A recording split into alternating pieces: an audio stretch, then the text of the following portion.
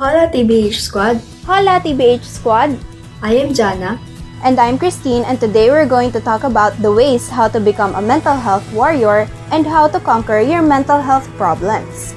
So without further ado, let's dive into the video. Are you feeling excessively tired, down, depressed, or naghahanap ka lang ng idea how to maintain a healthy state of mind?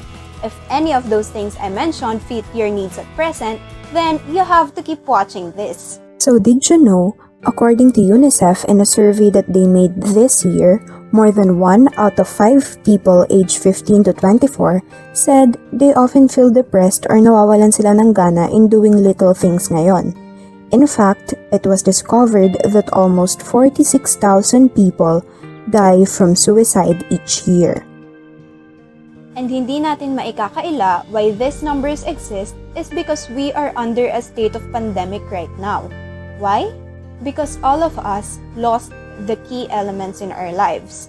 Maraming nawalan ng trabaho, universities were closed, we can't go outside, we are away from our friends, some are even away from their families. And just the thought itself is already saddening. I know you have a lot of questions in your mind right now. First, you might have wanted to ask, sino-sino ba ang prone to having mental illnesses? And to answer that, based on studies, anyone of any age group can actually suffer from mental problems. Maybe you guys wondering why Gen Z are more open to mental health and why this generation is more at high risk to mental illnesses. Well, Gen Z are the first generation to be completely raised with the internet, smartphones, and have grown up with a very different experience of the world than the previous generations.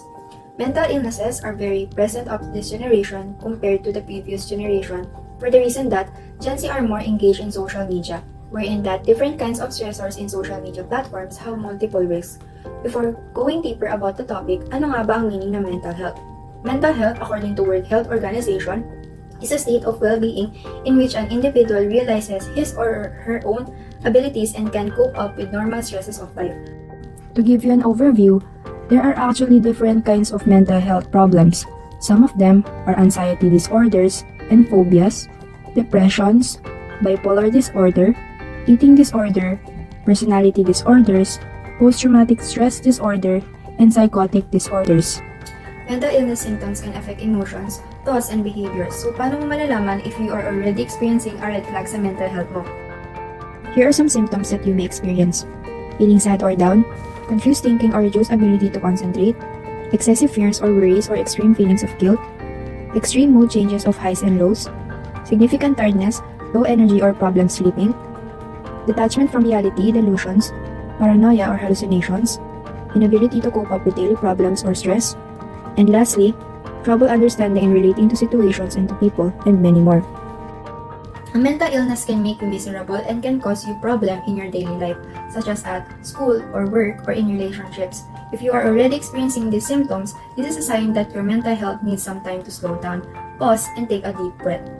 During this time, we cannot deny the presence of many stressors in our lives. Lahat tayo stressed ngayon. Marami tayong worries ngayon. So in order to help you out, here are some tips we've tried and tested na pwede nyo ring gawin in order to maintain a healthy state of mind. In today's digital age, lahat tayo are indulged in using mobile gadgets. And alam nyo ba na pwede nating gamitin ang ating phones as our daily journal to monitor our daily activities and our daily mood? I recommend this application called Dailyo. It is a self-care bullet journal that can be your fitness goal pal, your mental health monitor, and it can also serve as your gratitude diary and your mood tracker. Paano? Just download and open the app. Then first, iselect nyo lang from the choices how you are feeling today. And after that, may lalabas na checklist and just tick the achievements and things you have done that day. Pwede mo ring i-journal dito sa app lahat ng thoughts and feelings mo. And what's great about this is pwede ka pang mag-add ng pictures. Trust us, journaling will help you monitor yourself better. Since the pandemic has become widespread, it has been rough for us to cope up with the new normal. However, some people allot their time working out and taking care of themselves, physically and emotionally, since most of us can go out and have some fun with our friends. Kaya this is a great reminder to us that even if pandemic did not exist, working out is a must kahit mga 30 minutes or 1 hour lang. For the reason that, tinutulungan i-boost ang ating happy hormone or what we call as serotonin, which stabilizes our mood, feelings of well-being, and happiness. Here are some effective and simple workouts that will help your mood feel better and boost your happy hormones, such as number 1, yoga, number 2, jogging, number 3, walking, and number 4, cardio workouts. Another way of taking care of our mental health is through meditation. Meditation will give us a sense of peace, calmness, and balance. Alam kong tayong lahat, we are busy people. But remember, we have to give ourselves a feeling of calmness in us. And in order to do that, we recommend doing meditations with the 4-7-8 breathing technique. Remember na dapat clear ang mind mo tuwing nagme-meditate ka. Let go of negative thoughts and just focus on your goal, which is to achieve inner peace. And to accompany your meditation activity, pwede rin kayong makinig sa calming and soothing music here on YouTube, such as this ones on the screen. Aside from that, during times na nakaka-experience ka ng panic attacks, whether you're alone or in public, you may do the butterfly hug technique to help you calm down. Actually, we learned this self-healing technique from a K-drama titled It's Okay Not to Be Okay. Watch this video. 거기서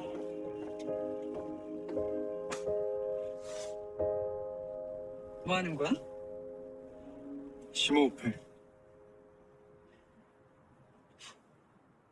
더 깊이. 뭐 하는 거? 눈 감아.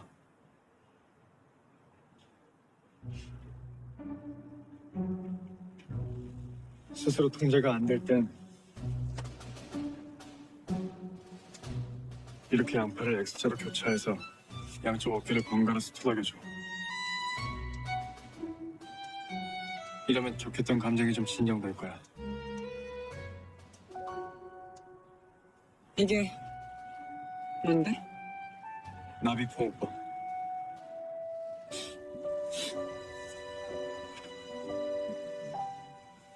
트라우마 환자들한테 추천하는 자가치료법이야.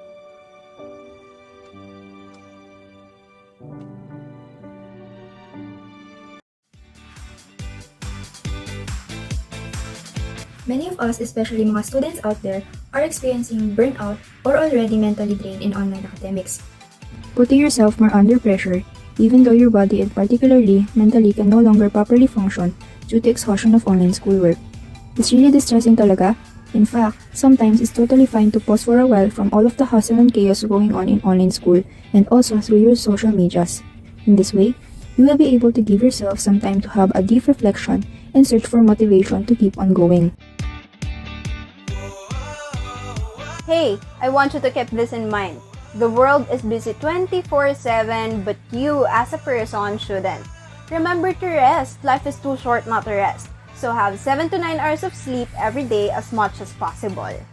Sleeping refreshes our minds from the busy life na meron tayo. Kasi, when we get a good night's sleep, we feel more energized and in a good mood the next morning. So, if you want to stay mentally and physically healthy, get that sleep that your body needs.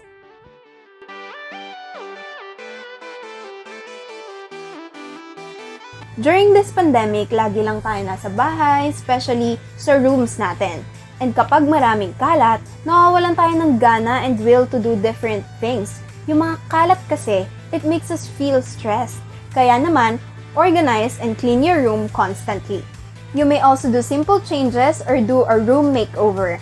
Whatever you feel is best for you and for your room, don't hesitate to do it. Kasi for us, proven and tested na namin na seeing your surroundings clean and cozy will actually reduce your anxiety and will help you feel better.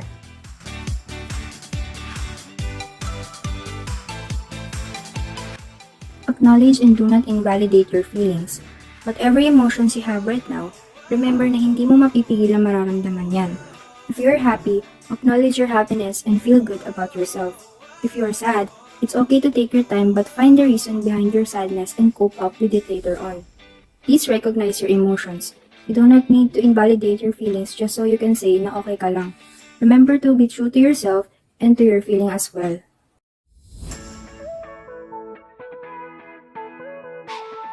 Lastly, whenever may mabigat kang nararamdaman, please don't hesitate to talk to your friends. I know it takes time. Your friends are willing to wait. Voicing out your problems really helps a lot. Kasi kapag tinago mo yan for a very long time, mababurn out ka talaga. At the same time, you should talk to yourself. Feed yourself with words of affirmations and encouragement. Tell yourself na whatever you're going through right now, okay lang yan, and you will make it in the end. If you feel that your symptoms are already beyond your control, this is a call for you to immediately seek help from your mental health professionals. It's better not to make a self-diagnosis. You might not know what are the best medications and factors behind all of this while you're experiencing and suffering this kind of alarming issue. Through the guidance and proper approach of your mental health professional, they may give you an effective and efficient ways kung paano makakapag-cope up sa nararamdaman mo. It's really hard to fight alone with this kind of battle, lalo na ngayong pandemic. Kaya hanggat maaari, consult your doctor and huwag matakot humingi ng tulong sa kanila. Dahil our mental health condition is a priority, same goes to our physical health. Now, after everything we had discussed, I want you to check on yourself, your friends, and your family members. Kasi some of them might seem okay, but di mo alam they are going through something serious na pala. If you happen to know someone suffering from mental health problems, all you have to do is to be their companion and be there for them. Hindi mo kailangan magsalita, just listen. Kasi for people suffering from mental illnesses, your presence alone is enough. But before we end this video, I bet this video made you all informed and aware regarding these sensitive issues. Let's all bear in our minds na ang mental illness is not a joke. Hindi buhat lamang ng pag-iinarte at nagdadrama ang isang tao lalo na sa sitwasyon ngayon. Dahil maaaring may mas malubhang nararamdaman ang nakakaramdam nito. Sharing a sweet reminder that